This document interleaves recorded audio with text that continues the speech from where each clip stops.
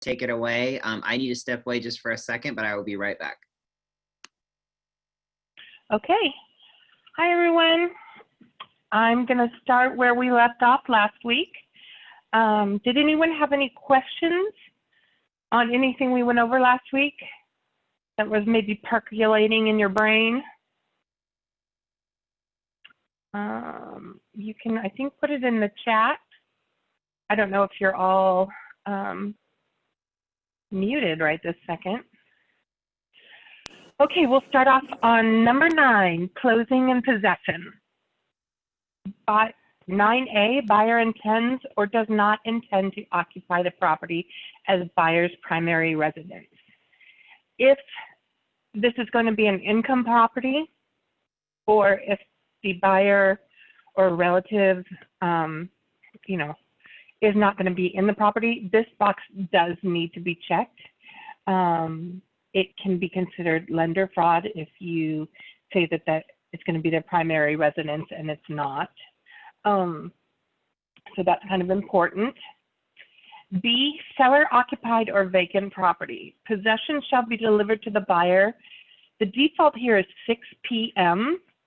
on the date of close of escrow.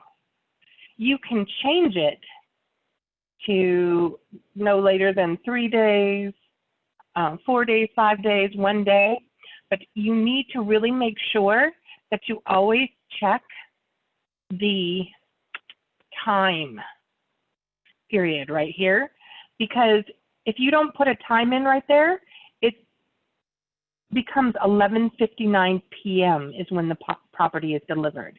So if you're going to add more days, make sure you put like 5 p.m. or 6 p.m. or 3 p.m. Because otherwise the possession delivery happens at 11:59 p.m. Okay, if you change the amount of days. Seller remaining in possession after close of escrow. This is for if they need more time to get out of the property. There are 2 forms that you would need to use. The seller in possession form, if you check here, it's going to automatically add that form to your file. Seller in possession is for less than 30 days. If you're going to go more than 30 days, then you need to use the car. It's adding it right there, as you can see. Residential lease after sale. That is most closely resembles an actual lease agreement. The other form, the seller in possession, is just a 1-page form. You do want to use these forms. Coldwell Banker requires you to use these forms. It just kind of makes everything a lot more clear as to the amount of days, the rent that's going to be paid, the who's going to take care of the utilities, who's going to take care of the yard, and anything of that sort. This is, we're going to move on from this. We're going to go to tenant occupied property. The contract defaults, if there's a tenant in the property, it has to be vacant. That's the default. At least 5 days prior to the close of escrow, unless otherwise agreed to in writing. If the tenant is going to stay, you need to always add the tenant to remain in possession. This is something that can definitely blow up in your face. So 9D is very, very important, because imagine if you get to 5 days before close of escrow and the tenant thinks they're staying, but you don't want them to, or vice versa. I have had that happen before, and it does tend to cause tempers to flare. Close of escrow, seller assigns to buyer any assignable warranty rights for items including in the sale, and seller shall deliver to buyer available copies of any such warranties. Brokers cannot and will not determine the signability of warranties.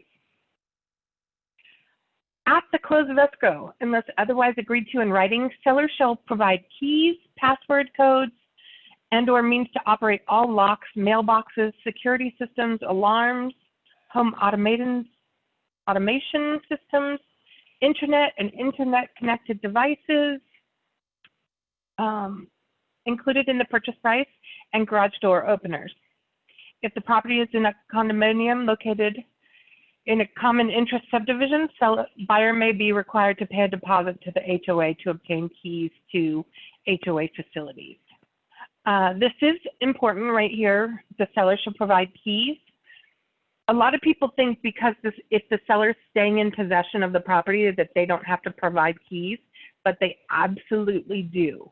The second that that home records, the seller needs to give a copy of keys to the buyer because the buyer is now the owner and or landlord if they're going to do over 30 days and they need a key to the property. It doesn't mean that the owner can just willy-nilly come in and out of the property. They still have to provide 24-hour notice, but since they own the property, they get keys to the property. Okay, statutory and other disclosures, including lead-based paint, hazard disclosures, and cancellation rights.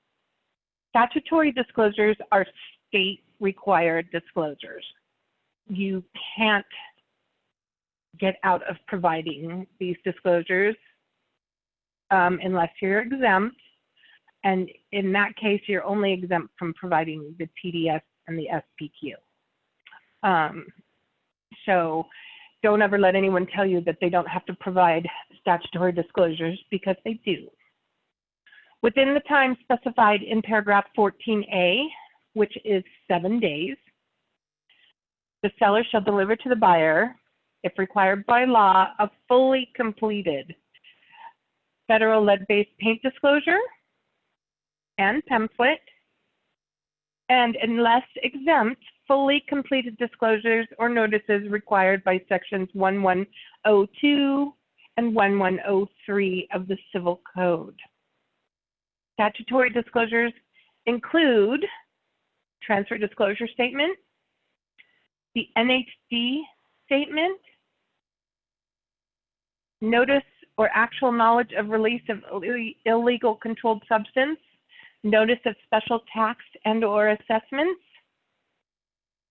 and if seller has actual knowledge of industrial use and military ordnance location. So this covers the lead-based paint, the transfer disclosure statement, and the seller property questionnaire, unless exempt. If they're exempt, they do not have to provide the transfer disclosure statement, and they only provide the exempt seller disclosure statement. So I'm going to go back here for a second. The other requirement is the natural hazard disclosure statement. This is actually a CAR form, but we don't want you guys using the CAR form. What we want on every file is a natural hazard report ordered with environmental that you give to the buyer. That includes all of the things that you need to, the information you need to provide from the natural hazard disclosure statement. I'm going to see if I can show you a signature page.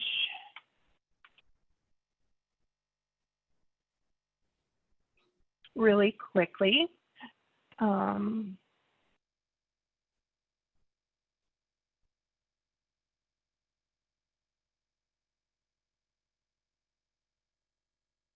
Give me 1 second.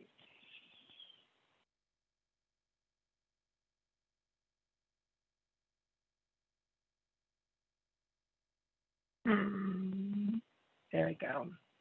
Okay, can you see the natural hazard signature page? Anyone? No, darling. No. Yeah, no. Darn it, hold on. I think your share screen is not shared with your desktop. I think it's... You might only have it shared with your car forms window, which is why it's not letting you pull up multiple stuff. No, I did click new share. It's just not... Oh, Did I there get it is. now? Yep. Okay, all right. So really quick, these are the NHD statements that need to be answered by state law for every buyer. Special flood hazard area, potential flooding, fire hazard, wildland area, earthquake fault zone, seismic hazard zone, landslide liquefaction. The seller is not required to pay for a report, but the seller absolutely is required to answer all these questions. And if they were to choose not to order a report, they would have to go to each of these government agencies to find out these answers. So we want them to pay for the $99 NHD report, including environmental, rather than providing this information and going to all these places. Does that make sense? Okay, I'm going to go back to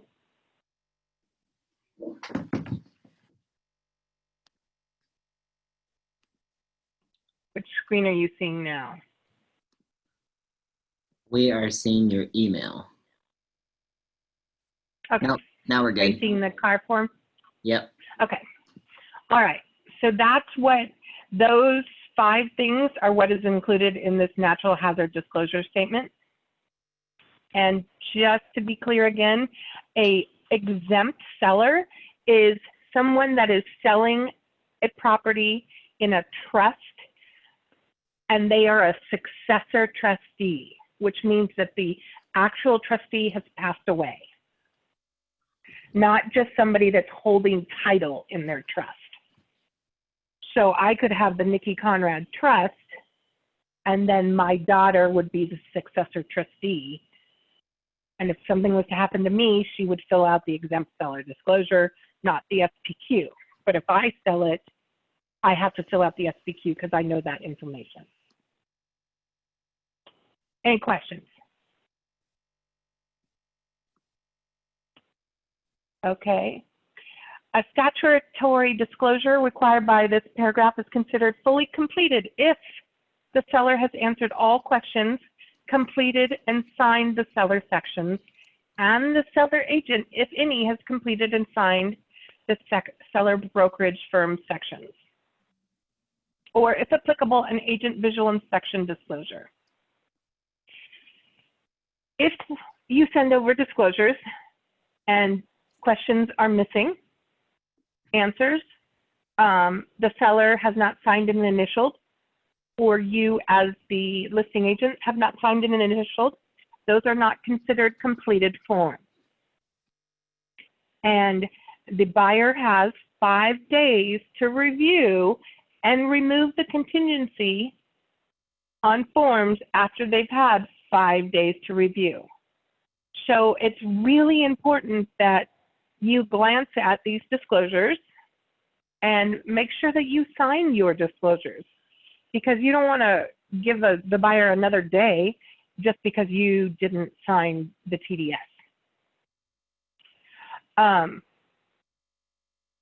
Everybody at Coldwell Banker Coastal Alliance is required to provide an AVID. AVIDs have to be done when the disclosures are given to the buyer. I did a file just last week, and we got the AVID the day before closing. Wasn't our agent that did that. What that meant was the agent just handed the buyer a reason to cancel. All the buyer had to do is say, I don't like this, what this says right here, I'm canceling. And there's no way out of it. And that would be completely that agent's fault. So it is super important that AVID is due within 7 days of signing the purchase contract. If you are on the buyer's side, your AVID is due when the disclosures are due back to the seller, which is 17 days. I highly, highly recommend, if you are a buyer's agent, that you just take notes of anything you observe at the property inspection. If you went to the AVID class, I think it was 2 weeks ago, you'll know that you don't want to write down what the inspector is saying, because they have more knowledge than you do, and it's not an observation you're making. So just walk through the property and note anything that is wrong or something that you feel that you would want pointed out to you if you were buying the home. Hey, Nikki, I have a quick question. Okay. Sure. I saw like on, I don't know if it was, I think it was somebody from CAR. It was that disclosures class that Coldwell Banker put on. And he said, do not do your AVID the day of the inspection, any day but that. And I was like, oh crap, well, that's when I've done it. And I remember, I mean, from what I've learned, you know, when you're there, do it. That's the best time to do it, blah, blah, blah. Why would he say that? And is it okay for us to still do it on the inspection day? Because that's what I just did with my current. Yes. The reason he is saying that is because he doesn't want an agent to follow the inspector and just write down what the inspector is saying. Got it. So when I do an AVID during a property inspection, I let the inspector do their under the house thing or whatever they're doing, and I do my own inspection completely separate from him.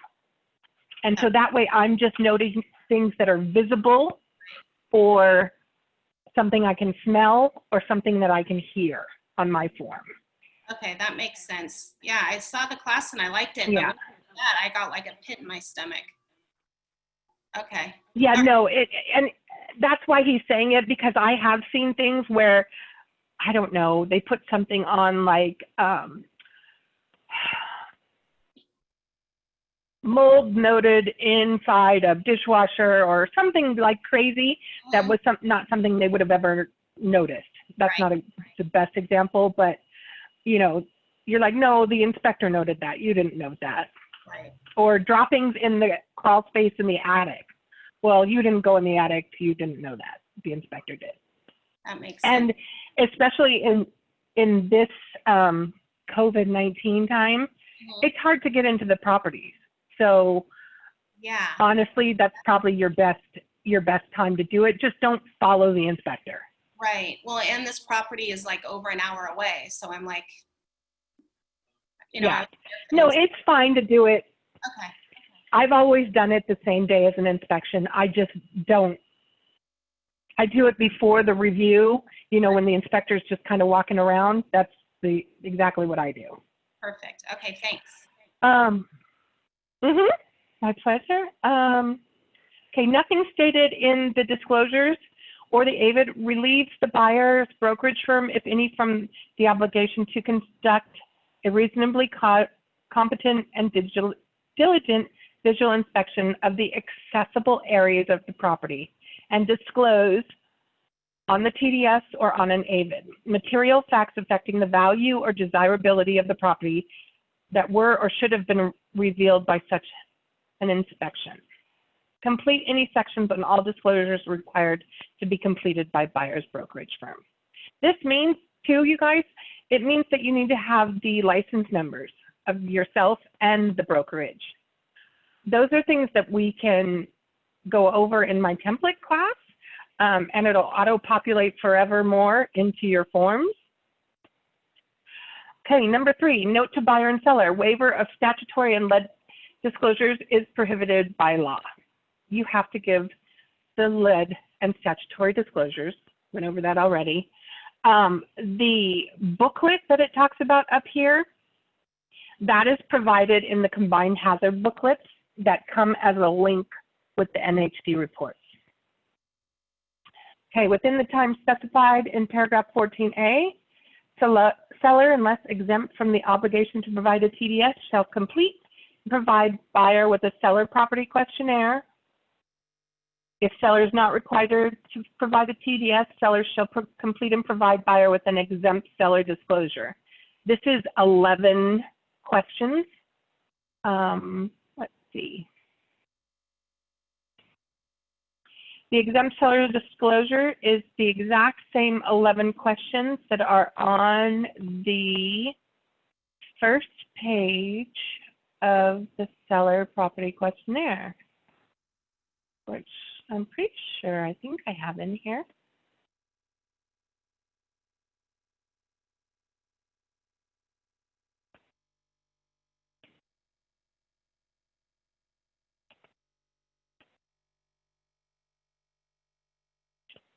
I don't know if you all can see up here that I'm typing in this little scroll bar. This is your best friend when looking for forms, is to type up there.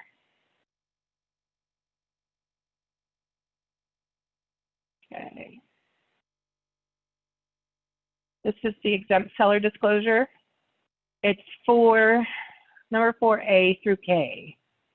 There's a death in the last 3 years, an order from the government health official identifying the property as being contaminated by methamphetamine, release of an illegal controlled substance on or beneath the property, whether it's located in or adjacent to an industrial zone, whether property is affected by a nuisance created by an industrial zone, whether property is located within 1 mile of a former federal or state ordinance location.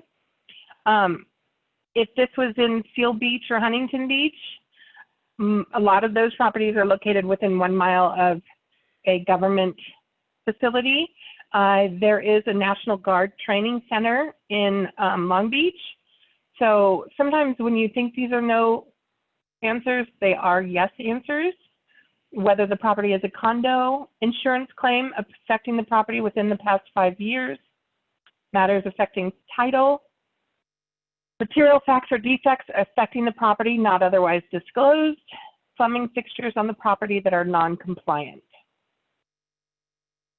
Okay, so that's the exempt seller disclosure on the SBQ, which is 4 pages.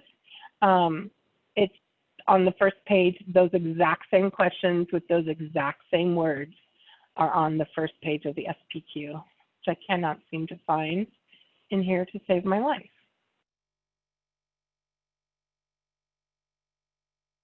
Oh, there it is. See? There they are. Exact same ones.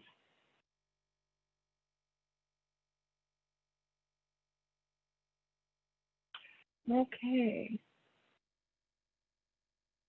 Listing agreement.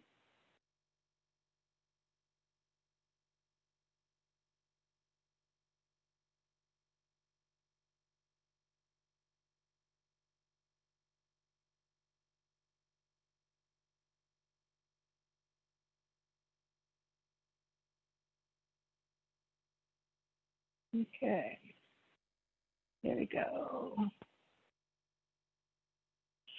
Buyer shall, within the time specified in paragraph 14B, return signed copies of the statutory disclosures to the seller. So that's either the default time of 17 days, or if you shorten the time period, that is when those buyer disclosures are due. Could be 10 days, 15 days, whatever you have changed it to. In the event seller or seller's brokerage firm prior to the close of escrow becomes aware of adverse conditions materially affecting the property, or any inaccuracy in disclosures, information, or representations previously provided to the buyer, seller shall promptly provide a subsequent or amended disclosure or notice in writing covering those items. A subsequent amended disclosure shall not be required for conditions and material inaccuracies of which buyer is otherwise aware. Okay, so what that means right there is if the buyer does a property inspection and everybody finds out that there is a leak under the shower pan, the seller does not need to amend their TDS to say that there is a leak because everybody now knows about it. Does that make sense? You don't have to change something if all parties are aware of it. Okay, which are disclosed in reports provided to or obtained by buyer or ordered and paid for by the buyer. I want to stress this because I have had, in the last 2 months, 2 different agents that told our sellers that they had to redo their disclosure because of something they found out in the report. If you are on the receiving end of that, you need to tell that agent per number 10.6 of the RPA, my seller does not need to redo a disclosure because we've all learned something from a report. Is that clear? Okay. If any disclosure or notice specified in 10A or subsequent or amended disclosure or notice is delivered to the buyer after the offer is signed, buyer shall have the right to cancel this agreement within 3 days after delivery in person or 5 days after delivery by deposit in the mail or by electronic record. Okay, so every time the buyer receives any disclosure or an amended disclosure, anything like that, they have 5 days after receiving it electronically to review it and cancel the contract. Okay, natural and environmental hazard disclosure and other booklets. Okay, within the time specified in paragraph 14A, which is 7 days, sellers shall, if required by law, deliver to buyer earthquake guides and questionnaire, environmental hazard booklet, home energy rating pamphlet, disclose if the property is located in a special flood hazard area or a potential flooding area, very high fire hazard zone, earthquake fault zone, seismic hazard zone, and disclose any other zone as required by law. So the special flood hazard zone area and potential flooding, it's the dam inundation. It's not necessarily how close you are to the water at the beach. So this is something that can be very important in a file, because if it is located in a special flood hazard, a FEMA zone, then the buyer is going to have to pay more for their insurance. They're going to have to get flood insurance. So you want to make sure that you get that NHD report as soon as possible, so that way your buyer knows whether or not they have to get their own flood insurance. In my experience, my property was in the FEMA zone, and when one of my lender didn't require it, then they sold my loan to somebody else, and that new lender required it, and I had to buy the insurance and I had to pay it all up front. So it wasn't like I could make my payments monthly like I do with my normal homeowners. I had to pay the full $2,400 up front. So you can see why you need to know that information. Withholding taxes. Within the time specified in paragraph 14A, to avoid required withholding, sellers shall deliver to buyer a qualified substitute, an affidavit sufficient to comply with federal, FERPTA, and California withholding law. This is the seller's affidavit of non-foreign status, Form AS, or the qualified substitute. What that form does is it lets the buyer know that somebody in the qualified substitute case has verified that the seller is a United States citizen and is paying taxes, because those taxes, escrow is going to need to disperse that money and withhold it from their proceeds. If you use a TC, most of the TCs just send escrow the qualified substitute, but it is something that does need to be provided. Megan's Law database disclosure. Okay. All I want to say about this is it's in the contract. This is where the buyers can go to find out if their house is in or by or surrounded by people convicted of sex offense. I don't even know how to say that. Sexual offenders. We don't want to verify this information. We don't really want to go on this site, because if you find out this information, you have to disclose it, and heaven forbid if you're wrong. It's just in there, and the buyer can verify it themselves. Notice regarding gas and hazardous liquid transmission pipelines. This is the reason, this paragraph right here, E, why we want all of our NHC reports to have environmental. That is part of the report that tells people if there are gas and hazardous liquid transmission pipelines. You don't get the environmental, you don't get that information. Okay. You can also go to the website to find out that information, but we want to provide it. Condominium plan development disclosures. Seller has 7 days after acceptance to disclose to buyer if the property is a condominium or located in a planned development or common interest subdivision. Those are covered in the SPQ or exempt seller disclosure. Although I would hope that buyer's agents know whether it's a condo or a PUD before then. If a property is a condominium or is located in a planned development or a common interest subdivision, seller has 3 days after acceptance to request from the HOA copies of any documents required by law. Disclosure of any pending or anticipated claim or litigation against the HOA. Statement containing the location, number of designated parking and storage spaces. A lot of people think that this is automatically on the title report. Sometimes it is and sometimes it isn't. But you need something stating those. And I've had it where the HOA didn't know. So just make sure you cover that when you're dealing with properties in a condo. Copies of the most recent 12 months of HOA minutes for regular and special meetings. The names and contact information of all HOAs governing the property. Private transfer fees, pet fee restrictions, smoking restrictions. Sellers shall itemize and deliver to buyer all CI disclosures received from the HOA and any disclosures in seller's possession. Okay, this is where I want to step in. We want to give the HOA and property management information to escrow, and escrow provides this stuff.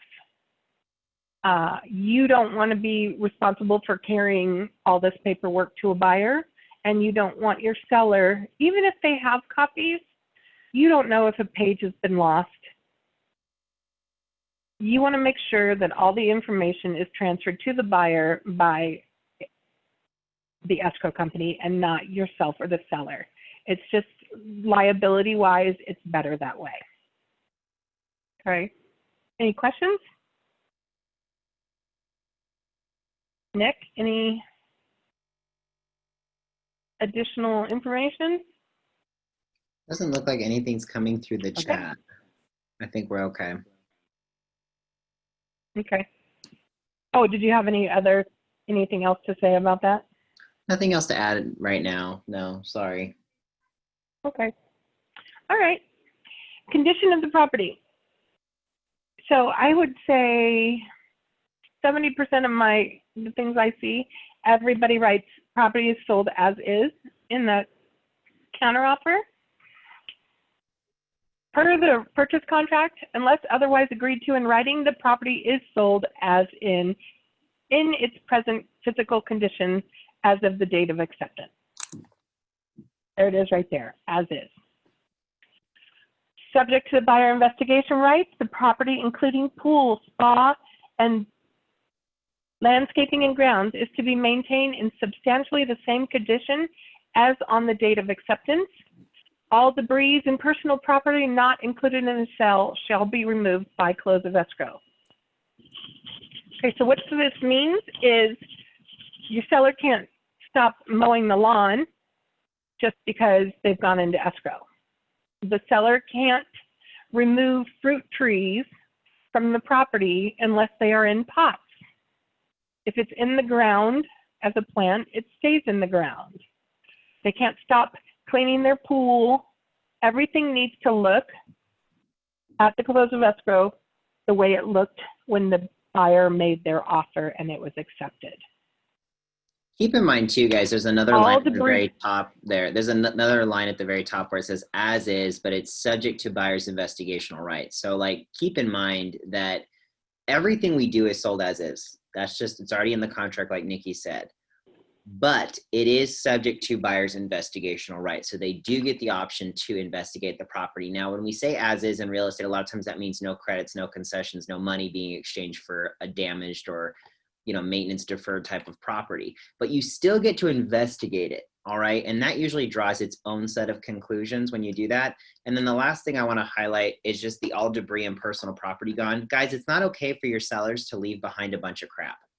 Okay. And that happens all the time. And I get more phone calls, I feel like, about that when you guys close escrow with your buyers. They're like, well, the seller left a bunch of stuff in the garage. Are they coming back to get it? And I'm like, probably not. And that's not okay, because you really just put a cost on the buyer to now hire a junk company to take stuff out of the property. So anyways, just know that you're not supposed to leave, you know, junk or debris or personal property, whatever you want to call it, behind unless it's in this agreement.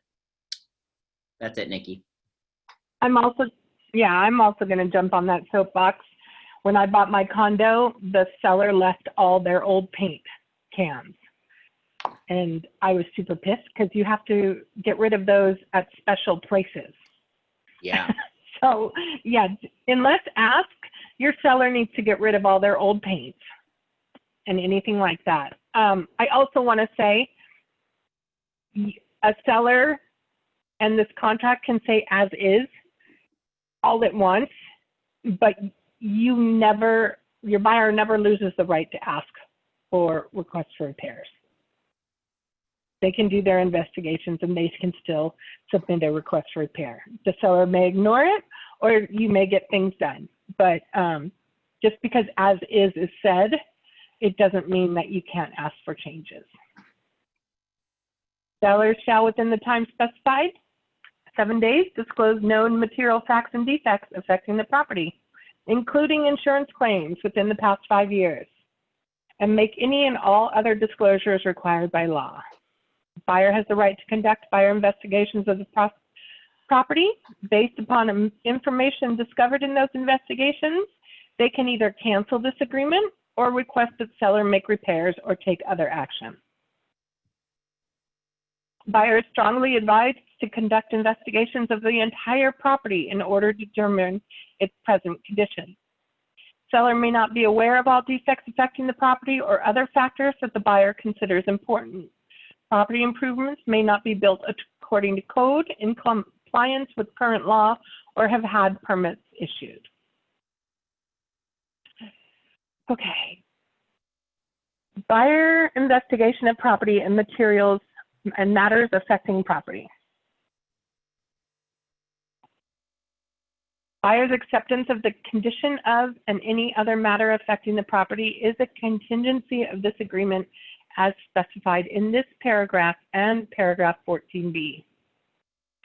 Within the time specified in paragraph 14B, that is the defaulted 17 days, buyer shall have the right at buyer's expense, unless otherwise agreed to conduct inspections, investigations, tests, surveys, and other studies, including but not limited to a physical inspection, an inspection specifically for wood destroying pests and organisms.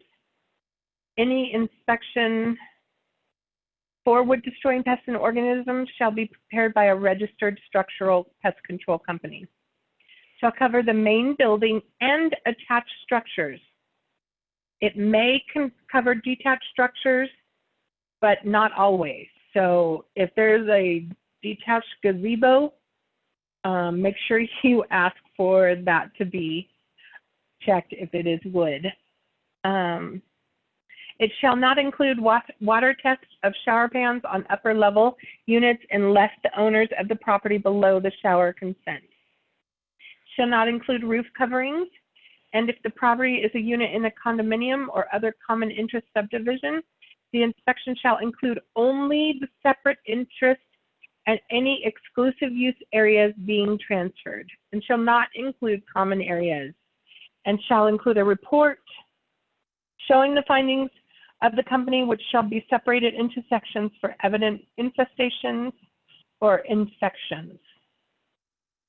Section 1, and for conditions likely to lead to infestation or infection, Section 2. So if you guys ever wondered the difference between Section 1 and Section 2 in a termite report, it's right there for you in 12A. Inspect for lead-based paint and other lead-based paint hazards. Satisfy buyer as to any matter specified in the attached buyer inspection advisory form. Review the registered sex offender database. That is something the buyer is told to do. Confirm the insurability of buyer and the property, including the availability and cost of flood and fire insurance. Review and seek approval of leases that may need to be assumed by buyer. Without seller's prior written consent, buyer shall neither make nor cause to be made invasive or destructive buyer investigations. Means you cannot drill a hole into a wall unless the seller gives you permission, except for minimally invasive testing required to prepare a pest control report or inspections by any government building or zoning inspector or government employee unless required by law. Okay, seller shall make the property available for all buyer investigations. Buyer shall, as specified in 14B, complete buyer investigations and either remove the investigation contingency or cancel this agreement. And give seller at no cost complete copies of all such investigation reports obtained by buyer, which obligation shall survive the termination of this agreement. So 12B, buyer is to give seller at no cost complete copies of all such investigation reports. That's required by the purchase contract, guys. Seller shall have water, gas, electricity, and all operable pilot lights on for buyer's investigations and through the date possession is made available to the buyer. I don't know why, guys, but lately I've been having a lot of inspections where the gas was not turned on. Please, please, please, if you have a listing, make sure the utilities are turned on, okay? Buyer indemnity and seller protection for entry upon property. Buyer shall keep the property free and clear of liens, repair all damage arising from an investigation, and indemnify and hold seller harmless for all resulting liability, claims, demands, damages, and costs. Buyer shall carry or buyer shall require anyone acting on buyer's behalf to carry policies of liability, workers' compensation, and other applicable insurance. Defending and protecting seller from liability for any injuries to persons or property occurring during any buyer investigations or work done on the property at the buyer's direction prior to the close of escrow. Seller is advised that certain protections may be afforded seller by recording a notice of non-responsibility, CAR form for buyer investigations, and work done on the property at buyer's direction. Buyer's obligation under this paragraph shall survive the termination of this agreement. So even if the property cancels, buyer would still be responsible for anything that happened on the property during those investigations. Nick, do you want to just go to the end of this page? Yeah, I think just go, because I know there's a lot of people that want to catch the 2 o'clock too. So yeah, we can just do number 13 and then move on. Something I want to add to that, guys, like don't agree to inspections that are invasive without your seller's consent. I've seen a lot of listing agents be very ballsy and be like, oh yeah, sure, well, you can do that. You know, like a lot of people will do mold testing. Mold testing can be incredibly invasive depending on what kind of mold testing it is. If it's just a swab, that's not a big deal. That would probably be considered minimally invasive. But if you're drilling holes in walls and sucking air from inside the cavities of the walls, that's invasive. And that can be a whole conversation with somebody, especially if they have a specific paint on that wall that is expensive. And if they have to patch, they have to paint the whole wall. you'd be surprised at how dramatic, maybe you won't be surprised at how dramatic people can be about stuff like that. So be very careful with that last 12D. I like to always highlight that to my clients. And that also goes for like sewer inspections. You know, a sewer inspection is not that invasive if you go through a clean out in the front yard. If you have to go and remove a toilet inside, that's very invasive. If you have to go on the roof and go through an air vent on a roof because there's no access, you know, inside, or for whatever reason the seller won't allow you inside the house, maybe it's due to COVID or whatever. If that guy, that sewer inspector, gets up on the roof and starts crunching old 1920s Spanish tiles as he's dragging around a snake or a camera to investigate a sewer line, that gets very costly, and that could be considered very invasive. So just be aware of all of those things. And if you ever have questions, you can always come to myself. I'm sure Niki's open to that. I think that's more my department though with inspections. Don't bug Niki with that stuff. But if you have questions, you know, ask us before you do them, because we can help protect you and not cost your buyer lots of money. There is also a form, I'm just going to throw this out there, buyer inspection elections, the BIE form. CAR is recommending this form. Phil talked to me about it. It lists about, I don't know, 20, 25 different inspections that the buyer is able to do, and they check which inspections they're choosing to do. So there's a lot of inspections that you don't really think about. I don't know if I can pop out here and show you this form. So all of these are all different kinds of inspections that a buyer can do on a property. And the form is supposed to, the buyer just checks each one of these that they're actually going to do. So if you ever wanted to know anything that they can do, they're all listed right there. Okay, getting back to the purchase contract.